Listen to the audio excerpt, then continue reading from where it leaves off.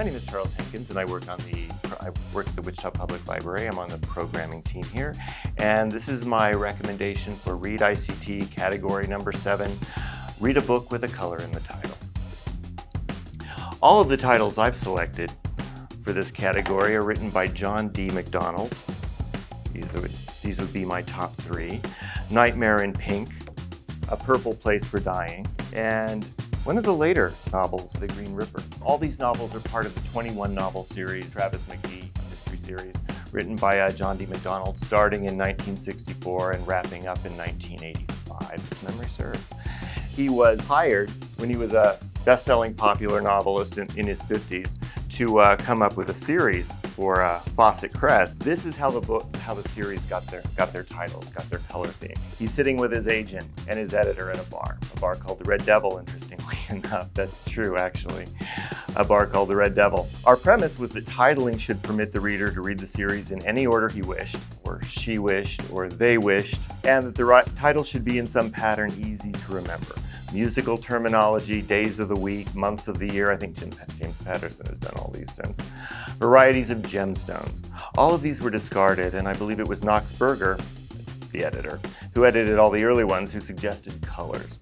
I approved, Max Wilkinson approved, and so we drank to Dallas McGee, the character's original name, and wished him well. They actually changed the character's name from Dallas to Travis after JFK was assassinated in Dallas. The series started in the 60s, and I actually prefer the early 60s novels to the later ones, though they're all tremendous, because they have a kind of more of a lighter, airier, summery feel to them, you know, that I think is perfect for Florida. And the later books kind of follow the national descent into the Vietnam War era, into Watergate, etc., and are slightly less fun. However, this one's a great one. This is starting with the latest first, The Green Ripper. It comes from a child mishearing the phrase Grim Reaper and creating for death, you know, his own image of it. In this one, Travis McGee, his partner is killed, and he pursues her murderers to a religious cult and, well, stages a one-man war against them.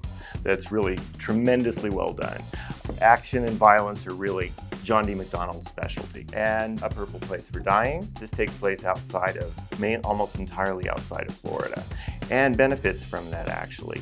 It's got a southwestern feel, and it's another epic revenge thriller. And then Nightmare in Pink, slightly unusual one, actually. He takes the Raymond Chandler trope of the detective is investigating an evil psychiatrist and is drugged and kept hostage in a sanitarium. He takes that theme, that motif, and runs with it, and it's a great deal of fun. And it fit nicely into the era of LSD and experimentation. This I should probably explain. The character Travis McGee actually lives on a houseboat in a marina, Bahia del Mar, in Fort Lauderdale. And as you know, I had to learn this when I started reading the series as a teenager. Marinas have slip numbers. First an alphabetical designation, then a numerical designation, so that folks can find their houseboats, their entertainment cruisers more readily.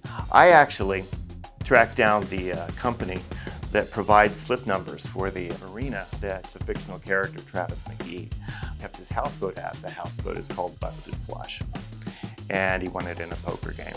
I got them to make me a couple and sent them out to Wichita, Kansas, where we have no marinas, no oceans, obviously.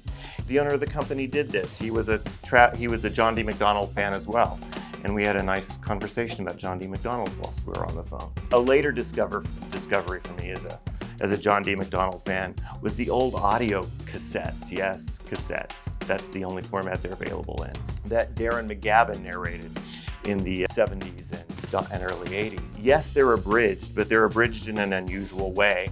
There are just little narrative bridges between large sections of the books that are read completely.